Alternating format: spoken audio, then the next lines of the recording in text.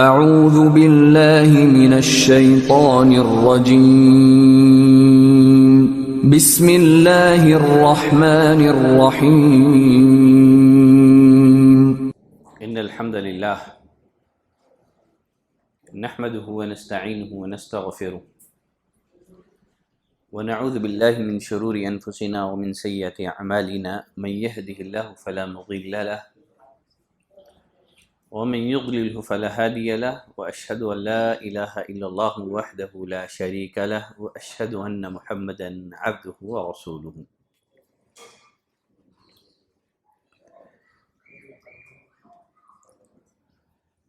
ایمان کے ارکان میں ایک اہم ترین رکن آخرت کے دن پر ایمان لانا ہے.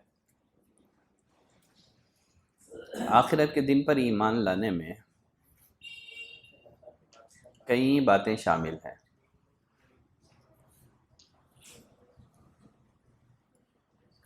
انہی باتوں میں سے ایک بات ہے پل صراط پر ایمان لانا. جب قیامت قائم ہوگی، لوگ قبروں سے اٹھ کھڑے ہوں گے، حساب و کتاب کے لیے میدان محشر میں جمع ہوں گے. سورج 1 میل کے فاصلے پر ہوگا. میدان محشر کا جو مرحلہ ہے اس کو طے کر کے پل صراط کے قریب پہنچیں گے، لیکن وہاں تاریکی ہوگی.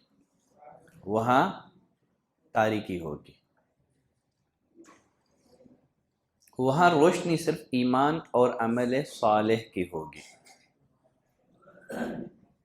ایمان جتنا کامل ہوگا روشنی بھی اتنی ہی کامل نصیب ہوگی. پل صراط پر گزرتے ہوئے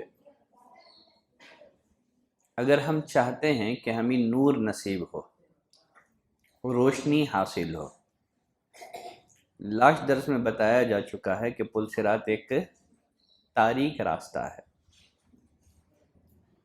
گزرتے ہوئے روشنی کی ضرورت ہے.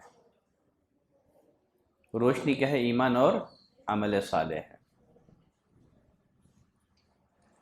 پل صراط پر گزرتے ہوئے اگر آپ چاہتے ہیں کہ آپ کے لیے نور کا بندوبست ہو، روشنی کا بندوبست ہو، تو اس کے لیے پہلا کام جو آپ کو کرنا ہے وہ ہے اپنے ایمان کو مضبوط کرنا ہے. ایمان آپ اپنا ایسا بنائیں کہ اس میں شرک کی ذرا برابر بھی آمیزش نہ ہو. اللہ نے فرمایا یوم تری المؤمنین والمؤمنات، جس دن تو مومن مردوں اور مومن عورتوں کو دیکھے گا. یسعی نورہم بین ایدیہم و بایمانہم، ان کا نور ان کے آگے اور ان کے دائیں جانب دوڑ رہا ہوگا. کہا جائے گا ان سے بشراکم اليوم، آج تمہارے لیے خوشخبری ہے، جنات تجری من تحتها الانہار خالدین فیہا، ایسے باغات کی جس کے نیچے سے نہریں جاری ہوں گی، ہمیشہ ہمیشہ تمہیں یہاں رہنا ہے. ذالک هو الفوز العظیم، بڑی کامیابی یہی ہے. تو ایمان کو مضبوط کریں.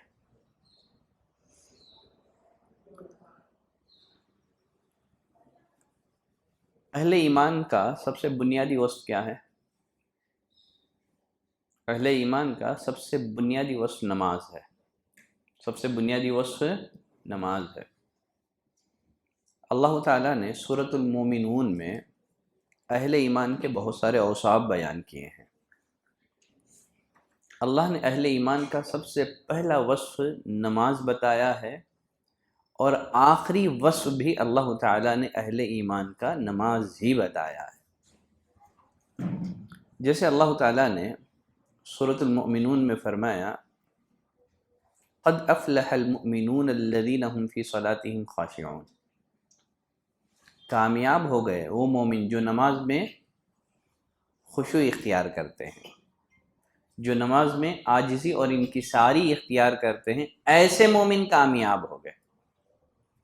تو اللہ کو وہ نماز مطلوب ہے جس میں عاجزی ہو، جس میں انکساری ہو، جس میں خشوع اور خضوع ہو. خشوع اس کی دو قسمیں ہیں، ایک ہوتا ہے خشوع نفاق اور ایک ہوتا ہے خشوع ایمان. ایک ہے خشوع نفاق اور دوسرا ہے خشوع ایمان. فرق کیا ہے دونوں خشوع میں؟ خشوع ایمان کسے کہتے ہیں، خشوع نفاق کسے کہتے ہیں؟ حذیفہ بن یمان رضی اللہ تعالیٰ عنہ خشوع نفاق سے اللہ کی پناہ طلب کرتے تھے. خشوع نفاق یہ ہے کہ جسم پر خشوع کے آثار ہو لیکن دل میں فسق اور فجور ہو. آدمی آنکھ مجھ کر کے ادباً اللہ کے سامنے کھڑا ہوا ہے، جسم پر خشوع کے آثار ہیں لیکن دل غافل ہے، دل میں فسق اور فجور ہے. خشوع ایمان اس کا تعلق دل سے ہے. جب دل میں خشوع ہوگا، جب دل میں عاجزی اور انکساری ہوگی تو اس کے آثار بندے کے جسم پر بھی ظاہر اور نمودار ہوں گے. تو اللہ تعالیٰ نے مومنوں کے اوصاف کا تذکرہ کرتے ہوئے فرمایا کامیاب ہو گئے مومن جو اپنی نماز میں خشوع اختیار کرتے ہیں. مزید اللہ تعالیٰ نے اہل ایمان کے اوصاف کا تذکرہ کرتے ہوئے فرمایا والذین هم عن اللغو معرضون. مومن وہ ہیں جو لغو سے اعراض کرتے ہیں، بے فائدہ باتوں سے، بے فائدہ کاموں سے اعراض کرتے ہیں. والذین هم للزکاة فاعلون، زکوٰۃ ادا کرتے ہیں. والذین هم لفروجہم حافظون، شرمگاہوں کی حفاظت کرتے ہیں سوائے بیویوں کے اور لونڈیوں کے. فإنہم غیر ملومین، یہ لوگ ملامت زدہ نہیں ہیں. فمن ابتغاء وراء ذلک فاولئک هم العادون، جو اس کے علاوہ اور راستہ تلاش کرے گا یہی لوگ حد سے آگے بڑھے ہوئے ہیں. مزید اللہ نے فرمایا والذین هم لاماناتهم وعہدهم راعون، مومن وہ ہیں جو اپنے امانتوں کی اور اپنے وعدوں کی پاسداری کرتے ہیں. پہلا وصف کیا بتایا گیا؟ جو نماز میں خشوع و خضوع اپناتے ہیں. اب اہل ایمان کا آخری وصف بیان ہو رہا ہے اس آیت کریمہ میں والذین هم علی صلاتهم یحافظون. مومن وہ ہے جو نمازوں کی حفاظت کرتے ہیں. اہل ایمان کا سب سے پہلا وصف نماز ہے اور اہل ایمان کا سب سے آخری وصف بھی کیا ہے؟ نماز ہے. مومن کی پہچان نماز ہے. فرمایا نمازوں کی حفاظت کرتے ہیں.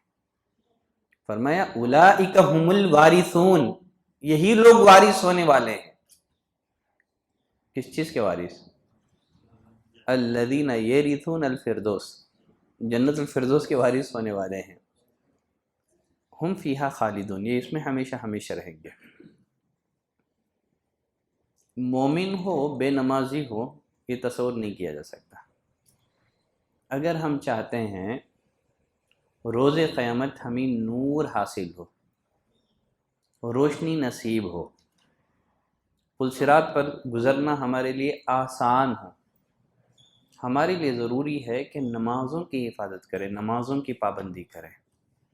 اس لیے کہ جو نمازوں کی پابندی کرے گا روز قیامت ایسے انسان کو نور حاصل ہوگا، نور نصیب ہوگا. عمرو بن عاص رضی اللہ تعالیٰ عنہ کی، عبداللہ بن عمرو بن عاص رضی اللہ تعالیٰ عنہ کی روایت پہلے بھی پڑھی جا چکی ہے.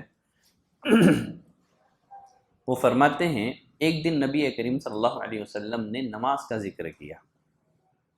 فرمایا من حافظ علیہا کانت لہ نورا و برہانا و نجاتا یوم القیامہ، جو نماز کی حفاظت کرے گا اس کے لیے نماز قیامت کے دن نور ہوگی، برہان ہوگی، وہ نجاتا یوم القیامہ، اور قیامت کے دن نجات کا باعث ہوگی. ومن لم یحافظ علیہا، جو نمازوں کی حفاظت نہیں کرے گا لم یکن لہ نور ولا برہان، اسے روز قیامت نہ تو نور نصیب ہوگا، نہ ہی برہان نصیب ہوگی، نہ ہی نجات نصیب ہوگی. بے نمازی روز قیامت فرعون کے ساتھ، حامان کے ساتھ اور ابی بن خلف کے ساتھ ہوگی. تو ہم چاہتے ہیں کہ روز قیامت خصوصیت کے ساتھ پل صراط کا جو مرحلہ ہے یہ بڑا دہشتناک مرحلہ ہے. بال سے زیادہ باریک راستہ بھی ہے، تلوار سے زیادہ تیز راستہ بھی ہے اور تاریک راستہ بھی ہے. بنا روشنی کے اگر آپ اس راستے سے گزرنے کی کوشش کریں گے، اس پل صراط پر سے گزرنے کی کوشش کریں گے، تو پھر نیچے جہنم کی کھائی میں آپ گر پڑیں گے۔ اسی لیے دنیا میں ہی آپ روشنی کا بندوبست کر لیں، اس کے لیے نمازوں کی پابندی کریں۔ نماز سراسر نور ہے۔ چلیں اسی چیز کو میں سمجھاتا ہوں آپ کو، نماز کیسے نور ہے۔ ایک بندہ مومن نماز کی تیاری اذان سے کرتا ہے نا؟ اذان سنتا ہے تو نماز کی تیاری کرتا ہے۔ مؤذن اذان دیتا ہے، ہمیں حکم یہ ہے کہ مؤذن کی اذان سن کر کلمات اذان کو مؤذن کے ساتھ دہرائے، ہے نا؟ اس کی فضیلت بھی ہے۔ اذان کے بعد دعا پڑھنے کی مزید الگ فضیلت ہے۔ مؤذن اذان دیتا ہے، اللہ اکبر اللہ اکبر اللہ اکبر اللہ اکبر اشہد ان لا الہ الا اللہ۔ کس بات کی گواہی؟ اللہ کے معبود برحق ہونے کی گواہی دیتا ہے۔ ہم بھی کیا کرتے ہیں؟ مؤذن کے ساتھ اس جملے کو دہراتے ہیں۔ یقیناً یہ جو کلمہ اخلاص، یہ جو کلمہ شہادتین ہے، اگر موت کے وقت کسی کو یہ کلمہ پڑھنا نصیب ہو جائے تو اس کے لیے سعادت ہے، اس کا چہرہ روشن ہے، اس کا چہرہ روشن، اس کے نام اعمال روشن۔ نبی کریم صلی اللہ علیہ وسلم کی وفات کے بعد عمر بن الخطاب رضی اللہ تعالیٰ عنہ کا گزر طلحہ بن عبید اللہ کے پاس سے ہوا۔ دیکھا کہ غمگین اور غمزدہ ہیں، پوچھا ان سے ما لک کئیبہ، کیا بات ہے غمگین ہو، غمزدہ ہو، گھر میں کوئی مسئلہ تو نہیں ہو گیا ہے؟ کہا کہ نہیں، گھر میں کوئی مسئلہ نہیں ہے، بات یہ ہے سمعت رسول اللہ صلی اللہ علیہ وسلم یقول، میں نے نبی کریم صلی اللہ علیہ وسلم کی زبانی ایک حدیث سنی، آپ نے فرمایا انی لا اعلم کلمۃ لا یقولها احد عند موته، میں یہ کلمہ جانتا ہوں اگر کوئی موت کے وقت یہ کلمہ پڑھ لے گا تو اس کا چہرہ روشن ہو جائے گا، اس کا نام اعمال روشن ہو جائے گا، اور موت کے وقت اسے اطمینان، راحت نصیب ہوگا۔ طلحہ بن عبید اللہ فرماتے ہیں فلم اسألہ حتی توفی، غمگین اس وجہ سے ہوں، نبی کا انتقال ہو گیا، آپ وفات پا گئے، لیکن اس کلمے کے بارے میں نبی کریم صلی اللہ علیہ وسلم سے پوچھ نہ سکا، میں نہیں جانتا ہوں وہ کون سا کلمہ ہے۔ موت کے وقت اگر کوئی پڑھ لے یہ کلمہ تو اس کا اعمال نامہ روشن ہو جائے گا۔ عمر بن الخطاب رضی اللہ تعالیٰ عنہ نے کہا انا اعلمها، مجھے معلوم ہے وہ کلمہ، مجھے وہ کلمہ معلوم ہے۔ کہا ہی التی اراد امہ علیہا، یہ وہی کلمہ ہے جو آپ نے اپنے چچا پر پیش کیا تھا جب نبی کے چچا ابو طالب مرض الموت میں مبتلا تھے۔ کہا چچا سے یا عمی قل کلمۃ، اے میرے چچا جان آپ ایک کلمہ زبان سے کہہ لینا، لا الہ الا اللہ زبان سے ادا کر دیں، بس میں روز قیامت اس کلمے کو اللہ کے دربار میں تمہارے لیے دلیل بنا دوں گا، سفارش کروں گا تمہارے لیے، کلمہ پڑھ دیں۔ کہا کہ یہی وہ کلمہ ہے، یہی کلمہ اخلاص ہے۔ وَلَوْ عَلِمَ أَنَّ شَيْئًا أَنْجَى لَهُ مِنْهَا لَأَمَرَهُ، اگر آپ جانتے کہ اس کلمے کے علاوہ، اس جملے کے علاوہ، اس سنٹنس کے علاوہ کوئی اور سنٹنس آدمی کی نجات کا ذریعہ بن سکتا ہے تو آپ ابو طالب کو اس کا حکم دیتے۔ تو آپ نے مرض الموت کے وقت ابو طالب کو کس کا حکم دیا تھا؟ کلمہ اخلاص کا۔ تو اذان سن کے جواب دیتے رہیں، موت کے وقت بھی آپ کو یہ کلمہ پڑھنا نصیب ہو جائے۔ تو نماز کی تیاری اذان سے ہوتی ہے، اذان سننے کے بعد اذان کے کلمات کو مؤذن کے ساتھ دہرائیں، شہادتین کا جواب دیں۔ پھر اس کے بعد نماز کی تیاری کے لیے مزید مومن کیا کرتا ہے؟ وضو کرتا ہے. کیا کرتا ہے؟ وضو کرتا ہے. ابو ہریرہ رضی اللہ تعالیٰ عنہ فرماتے ہیں میں نے نبی کریم صلی اللہ علیہ وسلم کو فرماتے ہوئے سنا ان امتی یدعون یوم القیامت غرا محجلین من آثار الوضوء. قیامت کے دن میری امت کو بلایا جائے گا وضو کرنے کی وجہ سے ان کے ہاتھ پیر پیشانی چمک رہے ہوں گے. پل صراط پر آپ کو روشنی مل جائے گی، آپ کے اعضاء روشن ہوں گے، آپ کے ہاتھ پیر، آپ کی پیشانی روشن ہوگی. اب جو صلاۃ کے لیے جو وضو کرتے ہیں یہ وضو کا فائدہ ہے، آپ کے اعضاء وضو روشن ہو جائیں. پھر اس کے بعد مزید آپ کیا کرتے ہیں؟ صلاۃ کی ادائیگی کے لیے چلتے ہیں، صلاۃ ادا کرنے کے لیے چلتے ہیں. اگر آپ کا چلنا فجر کی صلاۃ کے لیے ہو، عشاء کی صلاۃ کے لیے ہو، تاریکی میں ہو، تو پھر کیا ہوگا؟ بریدہ رضی اللہ تعالیٰ عنہ فرماتے ہیں نبی کریم صلی اللہ علیہ وسلم نے فرمایا بشر المشائین فی الظلم الی المساجد بالنور التام یوم القیامہ. رات کی تاریکیوں میں کثرت سے مسجد کی طرف چل کر جانے والوں کو قیامت کے دن مکمل نور کی بشارت سنا دو. جو تاریکیوں میں صلاۃ ادا کرنے کے لیے مسجد کا رخ کرتے ہیں، کثرت سے چل کر جاتے ہیں، ایسوں کو خوشخبری سنا دو. کس بات کی؟ صرف نور کی نہیں ہے، النور التام، مکمل نور کی خوشخبری سنا دو. اللہ اکبر. آپ وضو کر کے مسجد کی طرف جو آپ ایک ایک قدم بڑھاتے ہیں تو آپ کا پل صراط پر چلنا کیا ہو جائے گا؟ آسان ہو جائے گا، مکمل نور ملے گا آپ کو.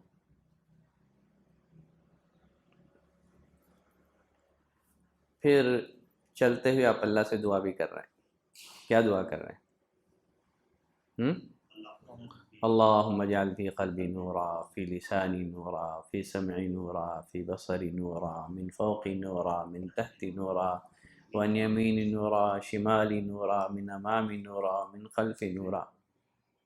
دعا کرتے ہوئے اللہ سے نور مانگتے ہوئے جا رہے ہیں.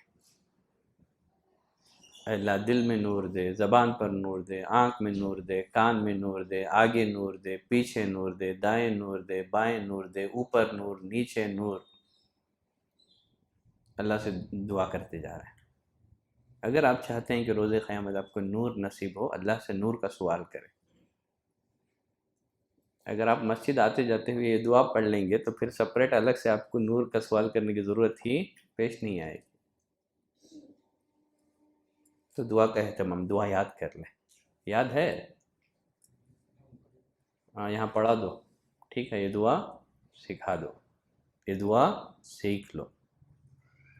اب یہ دعا پڑھتے ہوئے مسجد جائیں، اللہ سے نور کا سوال کرتے ہوئے مسجد پہنچے.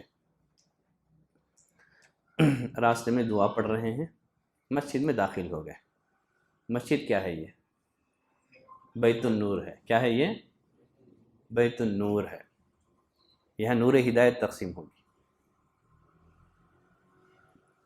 اللہ نے فرمایا نور علی نور، نور پر نور ہے. یہدی اللہ لنورہ من یشاء. اللہ تعالیٰ اپنے بندوں میں سے جسے چاہتا ہے نور کی ہدایت دیتا ہے. وَيَضْرِبُ اللَّهُ الْأَمْثَالَ لِلنَّاسِ. اللہ لوگوں کے لیے مثالیں بیان کرتا ہے. اللہ ہر چیز کا جاننے والا ہے. وہ نور کہاں ہے؟ فی بیوتن. وہ نور کہاں ہے؟ فی بیوتن. اللہ کے ایسے عظیم گھروں میں ہے. اذن اللہ ان ترفع ویذکر فیہا اسمہ. اللہ کا حکم ہے کہ ان گھروں کو اللہ کے ذکر سے آباد رکھا جائے، ان میں اللہ کا نام لیا جائے، صبح و شام اللہ کی تسبیح بیان کی جائے. آپ مسجد میں آ گئے تو بیت النور میں داخل ہو گئے.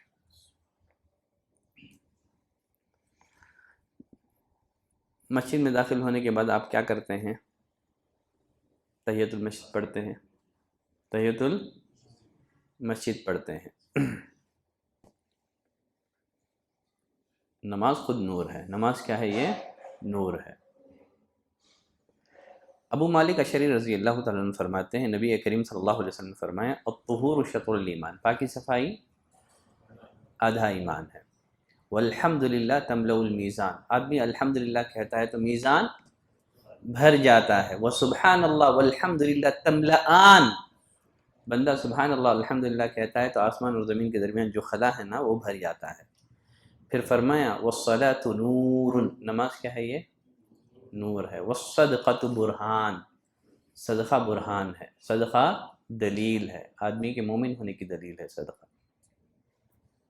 والصدقۃ والصبر ضیاء، صبر ضیاء ہے۔ ضیاء اور نور میں کیا فرق ہے؟ ضیاء کے معنی میں بھی روشنی ہے، نور کے معنی بھی روشنی ہے، لیکن اللہ تعالیٰ نے نماز کے بارے میں فرمایا کہ الصلاۃ نور والصبر ضیاء، صلاۃ نور ہے، صبر ضیاء ہے۔ کیا فرق ہے دونوں میں؟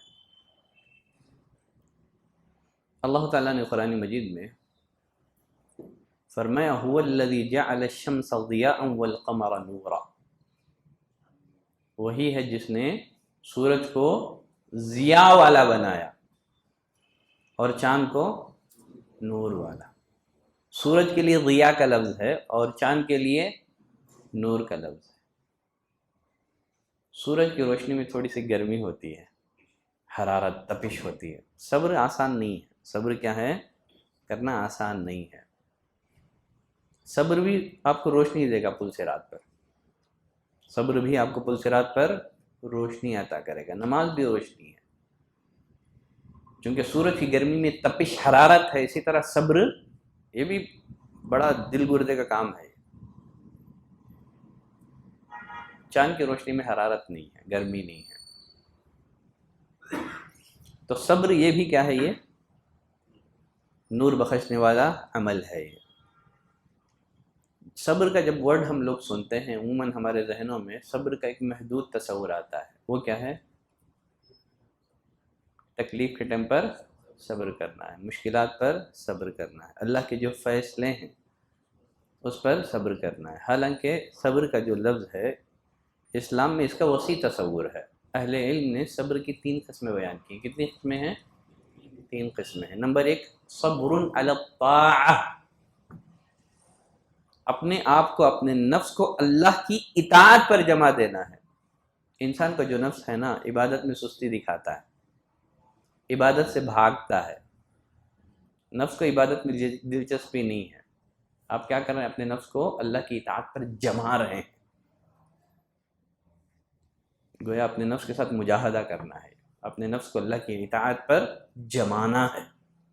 یہ کوئی معمولی صبر نہیں ہے، خصوصیت کے ساتھ موجودہ دور میں، یہ فتنوں کا دور جس میں ہم لوگ زندگی گزار رہے ہیں نا، ہر چہار جانب فتنے ہی فتنے ہیں۔ ایک حدیث سنا دوں آپ کے لیے، بڑی عظیم خوشخبری ہے۔ اللہ سے دعا کریں کہ اللہ ہمارا شمار ان لوگوں میں فرمائے۔ آپ صلی اللہ علیہ وسلم نے ایک دفعہ صحابہ سے فرمایا ان من ورائکم زمان صبر، اے میرے صحابہ تمہارے بعد ایک صبر کا زمانہ آنے والا ہے۔ کون سا؟ صبر کا دور آنے والا ہے۔ للمتمسک فیہن، اگر کوئی آدمی صبر کے زمانے میں دین پر مضبوطی کے ساتھ قائم ہو جائے، صبر کے زمانے میں اگر کوئی آدمی دین پر مضبوطی کے ساتھ جم جائے، دین کو مضبوطی سے تھام لے، فضیلت کیا ہے اس کے لیے؟ فرمایا اجر 50 شہیدا منکم، اس کو تم میں سے 50 لوگوں کے برابر ثواب ملے گا، یا 50 شہداء کے برابر ثواب ملے گا تم میں سے، صحابہ میں سے، تم میں سے 50 لوگوں کے برابر ثواب ملے گا۔ صحابہ نے جب یہ حدیث سنی، صحابہ کو اشکال ہوا، اس لیے کہ صحابہ اپنی فضیلت خود جانتے تھے۔ پوچھا اللہ کے رسول یہ 50 لوگ جو ہیں نا، ہم میں سے یا ان میں سے 50؟ کہا کہ نہیں جی تم میں سے 50، تم میں سے 50۔ اور ایک حدیث میں نبی کریم صلی اللہ علیہ وسلم فرمایا العبادۃ فی الحرج کالہجرۃ الیہ، فتنوں کے دور میں عبادت کرنا اس کا ثواب میری طرف ہجرت کرنے کے برابر ہے، میری طرف ہجرت کرنے کے برابر ہے۔ یہ صبر ہے، یہ اپنے نفس کو اللہ کی اطاعت پر جما دینا ہے۔ صبر کی ایک دوسری قسم ہے صبر عن المعصیہ۔ انسان کا نفس گناہوں کی طرف مائل ہوتا ہے، گناہوں میں اسے لذت ملتی ہے، مزہ آتا ہے۔ صبر کی ایک اعلیٰ قسم یہ ہے کہ بندہ اپنے نفس کو گناہوں سے بچا لے۔ گناہ کے اسباب سامنے موجود ہیں، آپ کو گناہ کرنے پر قدرت بھی ہے، محض اللہ سے ڈر کر گناہ کے اسباب اور وسائل رہتے ہوئے آپ اپنے آپ کو گناہوں سے بچا لیں۔ جیسے نبی کریم صلی اللہ علیہ وسلم نے فرمایا 7 لوگوں کو جو سایہ ملے گا ان میں سے ایک کون ہے؟ جس کو خوبصورت بڑے خاندان کی حسب و نسب کی مالک عورت دعوت زنا دے، زنا کے اسباب سامنے موجود ہیں اور پیشکش اس کی طرف سے، لیکن کہہ دیں کہ نہیں صاحب میں اللہ سے ڈرتا ہوں، میں نہیں کر سکتا یہ کام۔ یہ کیا ہے؟ نفس کو گناہوں سے بچا لینا، صبر عن المعصیہ۔ نفس گناہ کی دعوت دے رہا ہے محض اللہ سے ڈر کر، کوئی اور ریزن سے نہیں ہے۔ لوگ بہت سارے ریزن ہیں جو گناہ نہیں کرتے ہیں نا، گناہ نہ کرنے کے بہت سارے ریزن ہیں۔ ایک ریزن ہو سکتا ہے فلم دیکھنا چاہتا ہوں جیب میں پیسہ نہ ہو، ہے نا، تو کیا یہ متقی ہو جائے گا؟ ٹھیک ہے۔ شراب پینے کا شوق ہے، سگریٹ پینا چاہ رہے ہیں، لیکن ڈاکٹر نے منع کر دیا ہے، کہا کہ اب تمہاری صحت کے لیے خطرہ ہے۔ بیچارہ گناہ سے تو باز آ رہا ہے، لیکن اللہ سے ڈر کر یا ڈاکٹر کے مشورے سے۔ ایک آدمی ہے گناہ نہیں کر رہا ہے، لوگ کیا کہیں گے، کہیں میری نیک نامی میری شہرت متاثر نہ ہو جائے، تو گناہ سے بچنا ہے۔ کیوں؟ لوگ کیا کہیں گے نہیں ہے، اللہ سے ڈر کر۔ یہ کیا ہے؟ یہ بھی ایک اعلیٰ درجے کا صبر ہے۔ صبر کی ایک تیسری قسم ہے مصیبتوں پر صبر کرنا، مصیبتوں پر صبر کرنا۔ اللہ ہمیں مصیبتوں پر شکر کرنے والا بنا ہے، صبر کرنے والا نہیں ہے بلکہ شکر کرنے والا بنا ہے۔ جانتے ہیں نا بیت الحمد کی روایت، جب کسی بھی مومن بندے کا بیٹا فوت ہوتا ہے تو اللہ فرشتوں سے پوچھتا ہے کیا تم نے میرے بندے کے بیٹے کی روح قبض کر لی ہے؟ فرشتے کہتے ہیں ہاں۔ کیا تم نے اس کے جگر کا ٹکڑا تم نے اس سے چھین لیا ہے؟ فرشتے کہتے ہیں ہاں۔ اللہ فرشتوں سے پوچھتا ہے میرے بندے نے کیا کہا اس موقع پر؟ فرشتے کہتے ہیں حمدک واسترجع، الحمدللہ پڑھا۔ کیا کہا اس نے؟ یہی ہے شکر، الحمدللہ، یہ کلمہ شکر ہے، الحمدللہ کہا، اور انا للہ و انا الیہ راجعون پڑھا۔ ایک ہوتا ہے مصیبت پر صبر کرنا اور ایک ہوتا ہے مصیبت پر حمد کرنا اللہ کی۔ اللہ فرماتا ہے ابنوا لی عبدی بیتا فی الجنہ وسموہ بیت الحمد، میرے اس بندے کے لیے جنت میں ایک گھر بنا دو، اس گھر کا نام بیت الحمد رکھ دو، اس گھر کا نام بیت الحمد رکھ دو۔ خیر چلیں، نماز ہمارے لیے نور کیسے ہوگا؟ مسجد میں گئے ہم نے کیا کیا؟ نماز پڑھی، تحیۃ المسجد، جو بھی، یہ نماز بھی کیا ہے؟ ہمارے لیے نور ہے۔ سنتوں سے فارغ ہونے کے بعد آپ بیٹھ گئے نماز کے انتظار میں، امام صاحب کب آئیں گے تاکہ جماعت سے نماز پڑھیں۔ آپ جب تک نماز کے انتظار میں بیٹھیں گے نا، فرشتے آپ کے لیے کیا کریں گے؟ مغفرت کی دعا کریں گے۔ فرشتے کون ہیں؟ نوری مخلوق ہے۔ کیا ہے؟ فرشتے نوری مخلوق ہے، نوری مخلوق آپ کے لیے دعا دیں گے۔ جیسے حدیث میں نبی کریم صلی اللہ علیہ وسلم نے فرمایا ان الملائکۃ تصلی علی احدکم ما دام فی مجلسہ، جب تک بندہ نماز سے فارغ ہونے کے بعد بیٹھ کر کے انتظار کر رہا ہے، فرشتے برابر اس کے لیے دعا کریں گے، اس پر درود بھیجیں گے۔ فرشتوں کا درود بھیجنا کیا ہے؟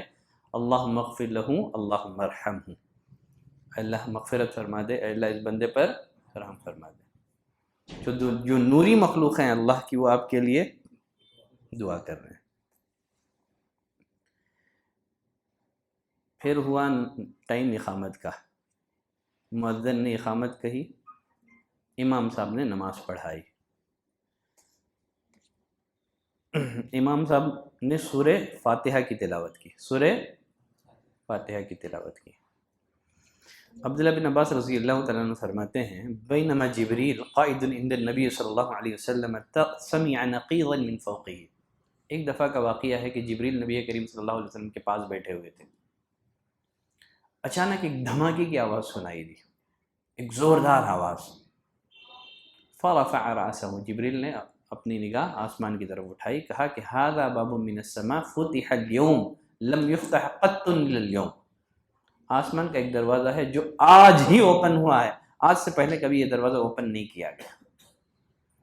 پھر اس دروازے سے ایک فرشتہ اترا تو جبریل نے کہا کہ یہ ایک فرشتہ ہے جو پہلی دفعہ زمین پر اتر رہا ہے، آج سے پہلے کبھی یہ فرشتہ زمین پر نہیں اترا ہے. پھر اس کے بعد کیا ہوا، وہ فرشتہ نبی کریم صلی اللہ علیہ وسلم کی خدمت میں حاضر ہوا. فسلم، اس نے سلام کیا، کہا ابشر بالنورین، کہا کہ اے محمد صلی اللہ علیہ وسلم آپ 2 نوروں کی بشارت قبول کیجیے، آپ کو 2 نور دیے جا رہے ہیں.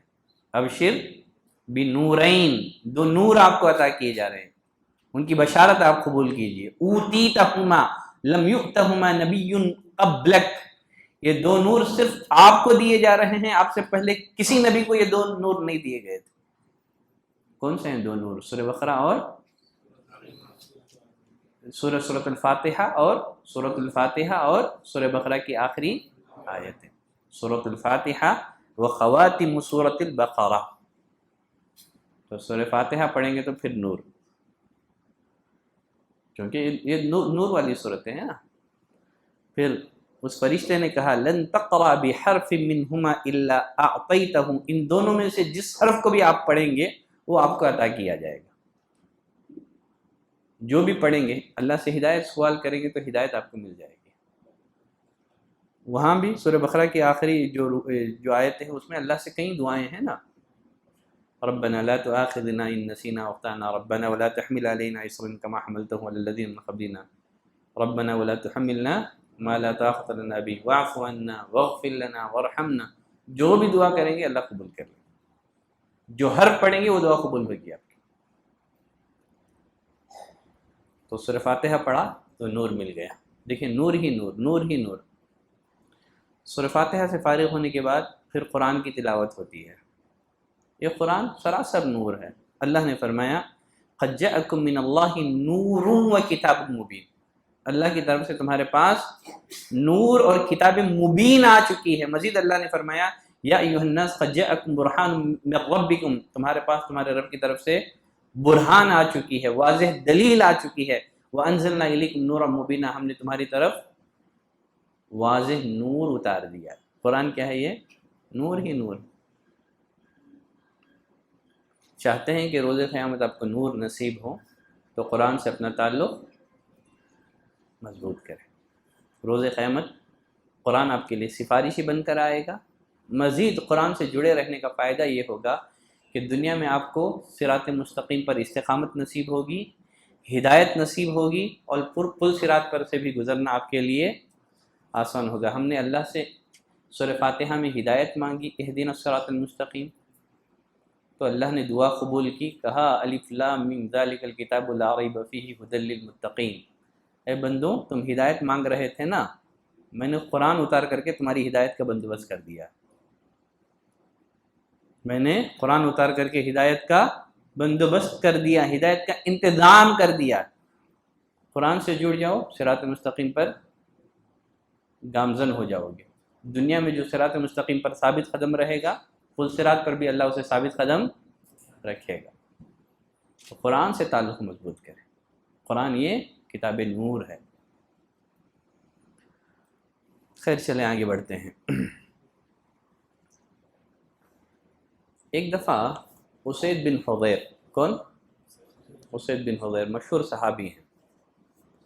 رات میں قیام اللیل پڑھ رہے تھے، سورہ بقرہ کی تلاوت کر رہے تھے. وَفَرْسُهُ مَرْبُوطَةٌ عِنْدَهُ، ان کا جو گھوڑا تھا نا قریب میں بندھا ہوا تھا.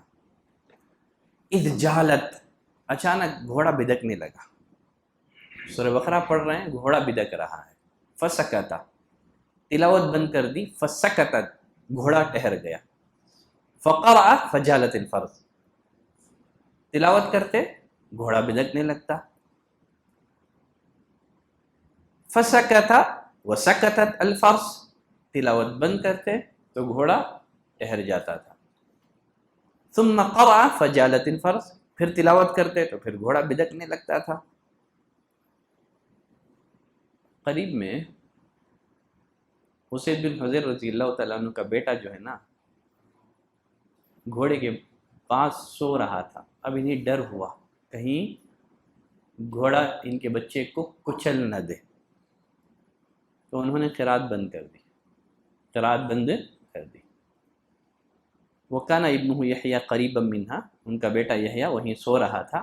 ڈر لاحق ہوا کہیں وہ انہیں نقصان نہ پہنچائے. فَلَمَّا اسْتَرَّهُ، جب بیٹے کو لے لیا، رفع رأسه إلى السماء، انہوں نے آسمان کی طرف نگاہ اٹھائی. دیکھتے کیا ہے کہ چھتری کے مانند کوئی چیز ہے، اس میں چراغ روشن ہے، کئی چراغ روشن ہے. فرماتے ہیں فرفعت رأسی إلى السماء فإذا مثل الظلة فيها أمثال المصابيح، چھتری جیسی کوئی چیز ہے جس میں بہت سارے چراغ روشن ہیں. بعد میں تھوڑی دیر کے بعد آ کر کے دیکھے تو پھر وہ چراغ ان کو دکھائی نہیں دیے. صبح ہوئی، جا کر کے نبی کریم صلی اللہ علیہ وسلم کے سامنے یہ سارا واقعہ بیان کر دیا. آپ نے پوچھا جانتے ہو کیا تھا وہ جو تم نے چھتری کے مانند کوئی چیز دیکھی تھی جس میں بہت سارے چراغ روشن تھے، جانتے ہو کیا ہے یہ؟ لا، نہیں جانتا ہوں. کہا تلک الملائکۃ دنت لصوتک، یہ فرشتے تھے تمہاری آواز سننے کے لیے آئے تھے. اور فرماتے ہیں وَلَوْ قَرَأْتَ لَأَصْبَحْتَ يَنظُرُ النَّاسُ إِلَيْهَا لَا تَتَوَارَى مِنْهُمْ، اگر تم تلاوت کو جاری رکھتے فجر تک تو لوگ بھی فرشتوں کا مشاہدہ کر لیتے. تو تم جو پورے خشوع کے ساتھ، پوری توجہ کے ساتھ جو قرآن پڑھ رہے تھے نا، تمہاری قرات سننے کے لیے فرشتے جو ہیں آ گئے تھے. تو ہم قرآن کی تلاوت کریں توجہ کے ساتھ، پھر فرشتوں کا نزول، نوری مخلوق کا نزول. تو غرض اگر ہم چاہتے ہیں کہ ہمیں نور نصیب ہو روز قیامت، تو اس کے لیے ہم کو کیا کرنا ہوگا؟ سب سے پہلے ایمان کو مضبوط کریں، نمازوں کی پابندی کریں، قرآن سے اپنا تعلق مضبوط اور استوار کریں، اور مسجدوں سے جڑ جائیں. قیامت کے دن جن 7 لوگوں کو سایہ ملے گا ان میں سے ایک کون ہے؟ رجل قلبہ معلق بالمساجد، جس کا دل مسجدوں سے اٹکا ہوا ہے. تو جو بیت النور ہے اس سے جڑ جائیں تو قیامت کے دن آپ کو نور نصیب ہوگا.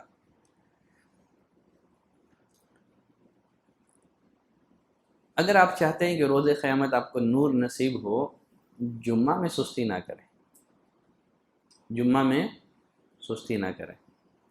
امام صاحب منبر پر بیٹھنے کے بعد آپ آرام سے آ رہے ہیں اطمینان اور سکون کے ساتھ. نبی کریم صلی اللہ علیہ وسلم نے فرمایا، بڑی عجیب و غریب روایت ہے، شیخ البانی نے اس روایت کو صحیح قرار دیا ہے. ابو موسیٰ اشعری رضی اللہ تعالیٰ عنہ راوی ہیں، ان اللہ یبعث الایام یوم القیامت علی ہیئتھا، اللہ قیامت کے دن بقیہ دنوں کو ان کی اصلی شکل میں اٹھائے گا، لیکن جو جمعہ کا دن ہوگا اس کو روشن جگمگاتا ہوا اٹھائے گا. یبعث الجمعۃ زہراء منیرۃ، روشن جگمگاتا ہوا جمعہ کے دن کو اللہ اٹھائے گا. جو جمعہ کی پابندی کرتے تھے نا، وہ جمعہ کو گھیر لیں گے، جس طرح دلہن کو بدائی کے وقت گھیر لیا جاتا ہے.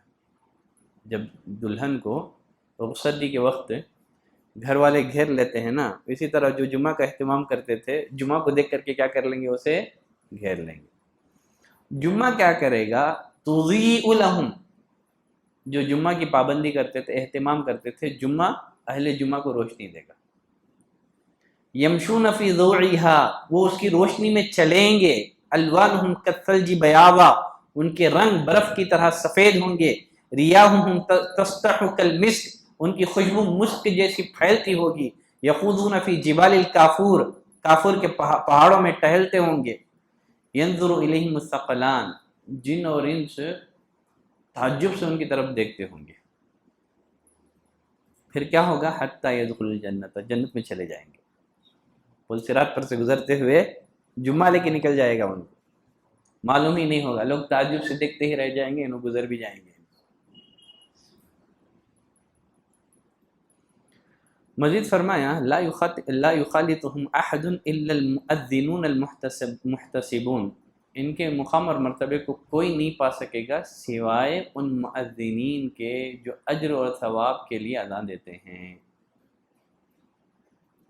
ان کے مقام کو کوئی نہیں پا سکے گا سوائے مؤذنین کے جو اجرت کے لیے نہیں ہے بلکہ اجر و ثواب کے لیے، محض اجر و ثواب. تو ایسے لوگوں کو مؤذن مقرر کریں جیسے حدیث میں فرمایا جو اذان پر اجرت نہ لیتے ہوں. ایسے لوگوں کو اذان کا ثواب معلوم نہیں ہے. رسول اللہ صلی اللہ علیہ وسلم فرمایا اگر لوگوں کو معلوم ہو جائے پہلی سفر اذان کا ثواب کیا ہے نا، لوگ جھگڑیں گے. پھر جھگڑے کو کیسے ختم کرنا پڑے گا؟ قرہ نکال کے جس کا نام اٹھے گا اس کو اذان کا موقع دینا پڑے گا. اگر مؤذن صاحب اذان نہ دے تو سب لوگ ناراض ہو جاتے ہیں. خوش قسمتی سمجھ کر کے آگے بڑھ کے اذان دے دینا چاہیے، اور چلو بھی آج موقع ملا اذان دینے کا، ورنہ مؤذن صاحب رہتے ہیں تو کہاں موقع ملتا ہے. تو جب بھی اذان کا موقع ملے تو اس کو ہاتھ سے جانے نہ دیں.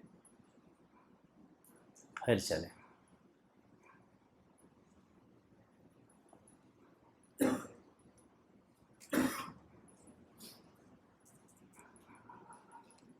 سورہ کہف کی تلاوت اس جو جمعہ کے دن اس کا اہتمام کرے گا اس کو بھی نور نصیب ہوگا. اس بارے میں اگرچہ اس کی سند میں بعض لوگوں نے کلام بھی کیا ہے. نبی کریم صلی اللہ علیہ وسلم نے فرمایا جو جمعہ کے دن سورہ کہف کی تلاوت کرے گا ایک جمعہ سے لے کر کے دوسرے جمعہ تک اس کے لیے نور عطا کیا جائے گا. مزید آپ چاہتے ہیں کہ آپ کے لیے نور کا بندوبست ہو، اس کے لیے کیا کرنا ہے؟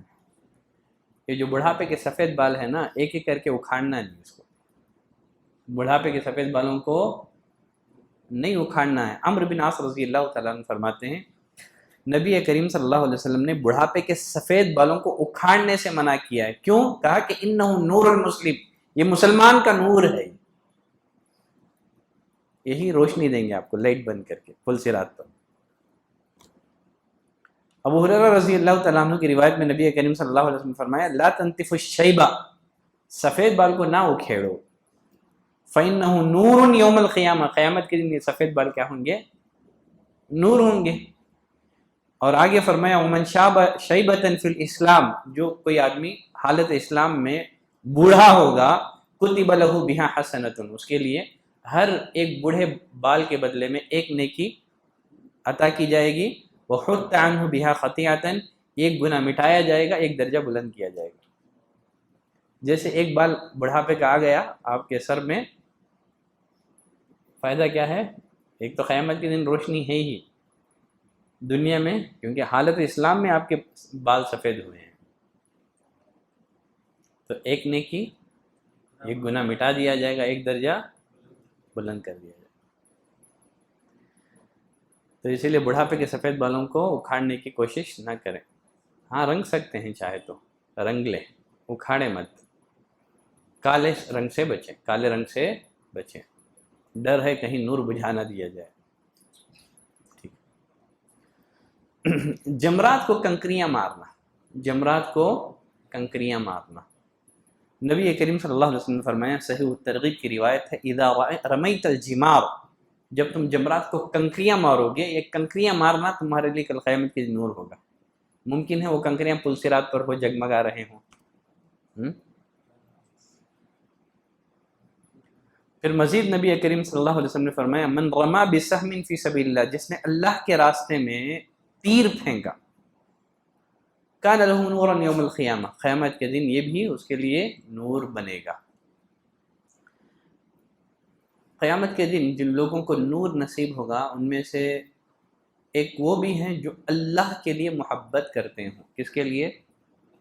کاروبار نہیں ہے، قرابت داری اور رشتہ داری نہیں ہے، محض اللہ کے لیے. معاذ بن جبل رضی اللہ تعالیٰ عنہ فرماتے ہیں نبی کریم صلی اللہ علیہ وسلم نے فرمایا اللہ فرماتا ہے المتحابون فی جلالی، جو میری عظمت اور جلال کی وجہ سے ایک دوسرے سے محبت کرتے ہیں، لہم منابر من نور، نور ہی نہیں ہے، نور کے ممبر دیے جائیں گے، نور کے ممبروں پر ہوں گے، یقبتہم النبیون والشہداء، انبیاء اور شہداء رشک کریں گے۔ اور ایک روایت میں عمر بن خطاب رضی اللہ تعالیٰ عنہ نبی کریم صلی اللہ علیہ وسلم نے فرمایا ان من عباد اللہ لاناسا، اللہ کے بندوں میں سے کچھ بندے ایسے ہیں ما ہم انبیاء ولا شہداء، نہ تو وہ انبیاء ہیں نہ شہداء ہیں، لیکن انبیاء شہداء اللہ کے پاس انہی جو بلند مقام حاصل ہوگا، ان کے بلند مقامات کو دیکھ کر کے انبیاء اور شہداء رشک کریں گے۔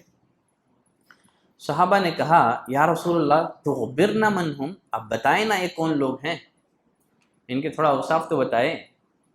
نبی کریم صلی اللہ علیہ وسلم نے فرمایا ہم قوم تحابوا بروح اللہ، یہ وہ لوگ ہیں جو آپس میں اللہ کے لیے محبت کرتے ہوں، غیر ارحام بینہم، درمیان میں کوئی قرابت داری رشتہ داری نہیں ہے، ولا اموال یتعاطونہا، نہ ان کا آپس میں کوئی تجارتی تعلقات ہے، کوئی احسان ہے نہیں، محض اللہ کے لیے ایک دوسرے سے محبت کرتے ہیں۔ پھر آپ نے فرمایا فواللہ ان وجوہہم لنور، اللہ کی قسم قیامت کے دن ان لوگوں کے چہرے نورانی ہوں گے، وانہم علی نور، یہ نور پر ہوں گے، لا یخافون اذا خاف الناس، جب قیامت کے دن لوگ خوف زدہ ہوں گے تو یہ خوف زدہ نہیں ہوں گے، ولا یحزنون حین حزن الناس، جب قیامت کے دن لوگ غمگین ہوں گے تو یہ لوگ غمزدہ نہ ہوں گے جو اللہ کے لیے ایک دوسرے سے محبت کرتے ہیں۔ تو ہماری محبت کسی سے اللہ کے لیے ہونی چاہیے، اپنے نفس کے لیے نہیں ہے۔ کسی سے محبت ہو تو کلمہ پڑھنے کے بعد گویا ہم نے اپنی محبت کو، اپنے بغض کو اللہ کی محبت کے تابع کر دیا۔ اب ہمارا محبوب وہ ہے جو اللہ کا محبوب ہے، مبغوض وہ ہے جو اللہ کا مبغوض۔ ہماری اپنی کوئی چاہت نہیں ہے، ہم نے اپنی چاہت کو اللہ کی چاہت کے تابع بنا لیا، یہ کلمے کا تقاضا ہے، یہ اللہ سے محبت کا تقاضا ہے۔ آخری ایک عمل انصاف کرنا، کیا ہے؟ انصاف کرنے والے لوگ جو لوگوں سے معاملہ کرتے ہوئے انصاف کرتے ہیں، ان کو بھی قیامت کے دن نور نصیب ہوگا۔ نبی کریم صلی اللہ علیہ وسلم نے فرمایا ان المقسطین عند اللہ علی منابر من نور عن یمین الرحمن، انصاف کرنے والے لوگ کل قیامت کے دن رحمان کے دائیں جانب نور کے ممبروں پر ہوں گے، اس کے دونوں ہاتھ داہنے ہیں۔ الذین یعدلون فی حکمہم، جو اپنے فیصلوں میں انصاف کرتے ہیں، واہلیہم، گھر والوں میں انصاف کرتے ہیں، وما ولو، اور جو ان کے ماتحت ہیں، جو ان کے نگران ہیں، ان کے مابین انصاف کرتے ہیں۔ تو اگر یہ کچھ اعمال تھے، اگر ہم چاہتے ہیں کہ روز قیامت پل صراط پر گزرتے ہوئے ہمیں نور نصیب ہو، تو ہم کو چاہیے کہ یہ جو اعمال جن کا میں نے تذکرہ کیا ہے ان کی پابندی کریں، اللہ سے دعا کریں کہ اللہ تو ہمیں پل صراط پر گزرنا آسان فرما دے، دنیا میں بھی ثابت قدمی عطا فرما، اور پل صراط پر سے گزرتے ہوئے بھی اے پروردگار تو ہمیں ثابت قدم رکھ۔ صلی اللہ علیہ نبینا محمد۔ کوئی سوال تو نہیں ہے نا؟ ہے؟ کیسا نہیں رہتا ہے، نہیں ہونا بھی چاہیے۔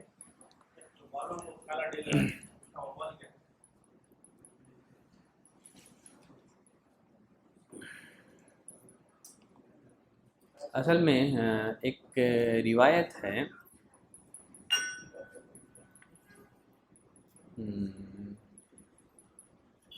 آپ نے قیامت کے قریب جو ایک گروہ کا تذکرہ کیا کہ قیامت کے قریب کچھ ایسے لوگ آئیں گے کہ ان کے جو سر کے بال جو ہیں نا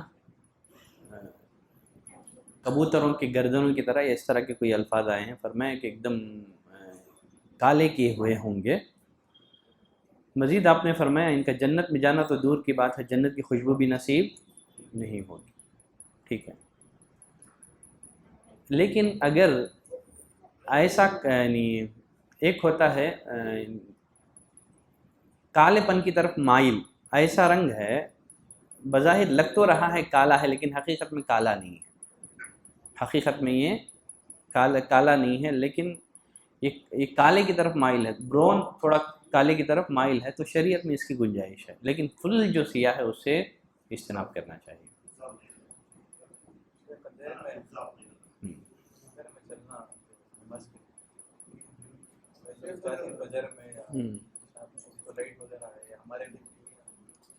انشاءاللہ مل جائے گا، آپ نیت کے ساتھ چلیں۔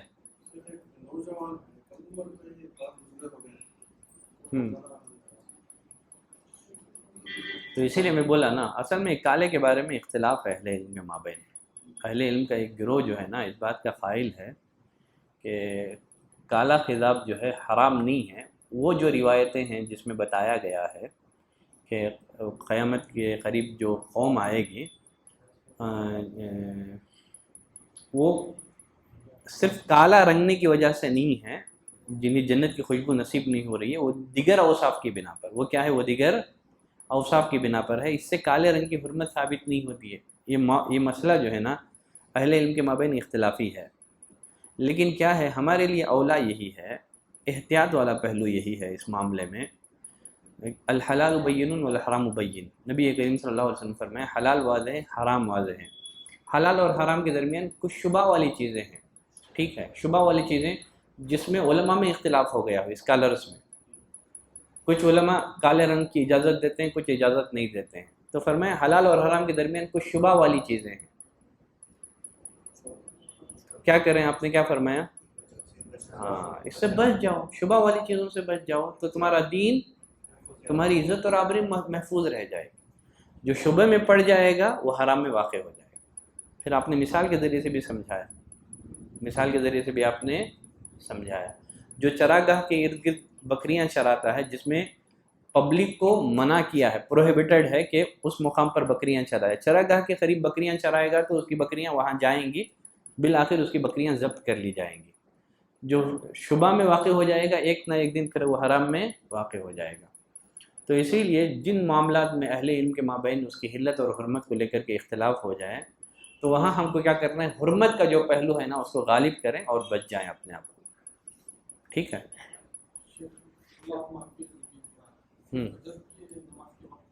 اس میں فجر کا احادیث میں آپ فجر کی صلاۃ کے لیے نکلتے تھے تو اس وقت آپ یہ دعا پڑھتے تھے، احادیث میں عبداللہ بن عباس وغیرہ کی روایت میں فجر کی صلاۃ کا ذکر ہے، لیکن اہل علم نے اس کو عام بھی رکھا ہے، بعض اہل علم نے اس کی عمومی طور پر بھی اجازت دی ہے، آدمی مسجد کو جاتے ہوئے اگر یہ دعا پڑھنا چاہے تو اس کی گنجائش ہے۔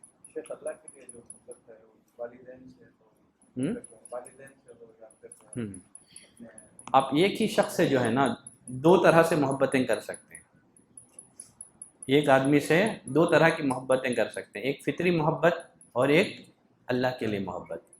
اگر والدین کافر ہیں تو آپ ان سے اللہ کے لیے بغض رکھیں گے لیکن فطری محبت رکھیں گے، تو ایک آدمی میں کیا ہو گیا، محبت اور بغض دونوں جمع ہو گئے۔ مثال کے طور پر اسلام نے عیسائی لڑکی سے نکاح کرنے کی اجازت دی ہے، اللہ نے فرمایا وَجَعَلَ بَيْنَكُمْ مَوَدَّةً وَرَحْمَةً، اللہ ہی ہے جو میاں بیوی کے درمیان محبت پیدا کرتا ہے، ٹھیک ہے۔ تو عیسائی عورت سے فطری محبت کرنے کا حکم بھی ہے لیکن اللہ کے لیے بغض رکھنے کا حکم بھی ہے، تو ایک ہی شخص سے آپ پرسنالٹی سے آپ اللہ کے لیے بغض بھی رکھ رہے ہیں لیکن فطری محبت کر بھی رہے ہیں، بس اوقات ایک ہی چیز محبت اور نفرت جمع ہو جاتی ہے، اللہ کے لیے نفرت لیکن فطری محبت۔ اگر والدین مشرک ہیں تو آپ دنیا کے حقوق ادا کریں لیکن اللہ کے لیے ان سے بغض، ٹھیک ہے۔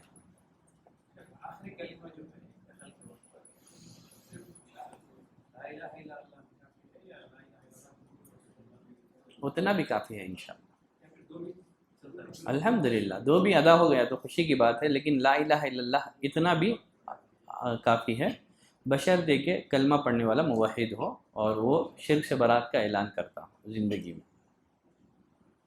اگر اس کا یہ اقرار توبے کے قائم مقام ہو تو انشاءاللہ کافی ہو جائے گا، اس کے لیے بھی نجات ہے، ٹھیک، بشرطے کہ وہ توبے کے قائم مقام ہو جائے۔